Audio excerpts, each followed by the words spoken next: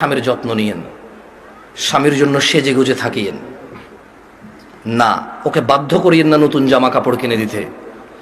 আপনার যতটুকু জামা কাপড় আছে ওখান থেকে সবচেয়ে ভালো জামাটা রান্না বান্না শেষে জোহরের নামাজ পড়ে সবচেয়ে ভালো জামাটা পরিয়েন।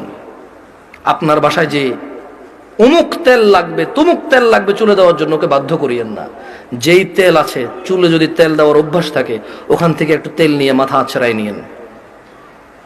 আর আপনার উপস্থিত যে জামা কাপড় আছে ওখান থেকে ভালো জামাটা পরিয়েন। স্বামী যখন ঘরে ঢুকবে মুচকি হেসে ওকে সালাম দিয়ে রিসিভ করিয়েন। ও যদি সালাম দিয়ে ঢোকার জ্ঞান রাখে, যোগ্যতা রাখে, অতটুকু ইবাদত করার যদি ওর মন মানসিকতা থাকে তো থাকলো, আর নাহলে আপনি ওকে রিসিভ করেন হাসি মুখে। ও গোসলে যাওয়ার আগে গামছা লুঙ্গিটা টয়লেটে দিয়ে আসিয়েন। গোসল থেকে বের হওয়ার সময় গামছা অথবা তোয়াল্লা প্রয়োজন হলে দিয়েন। এরপর জিজ্ঞেস করিয়েন ভাত কি খাবে এখন নাকি একটু পরে। যদি বলে যে পরে খাবে, কিছুক্ষণ পর আবার জিজ্ঞেস করেন ভাত খাবে কিনা। ও যদি পছন্দ করে যে ওর বাবা মা বোন এদের সাথে ভালো আচরণ করা যদি ও পছন্দ করে আপনার পক্ষ থেকে, আপনি ওর বাবা মা বোন এদের সাথে ভালো আচরণ করিয়েন। ওরা যতই কটু কথা বলুক, আপনি ওর বাবা মা বোনের বিরুদ্ধে ওর কাছে বিচার দিয়েন না। যদি ও পছন্দ না করে বিচার, একটু সহ্য করিয়েন। যখনই আপনাকে বিছানাটাকে যাবেন, কখনো রাগ করে বাপের বাড়ি চলে যাবেন এটা বলবেন না।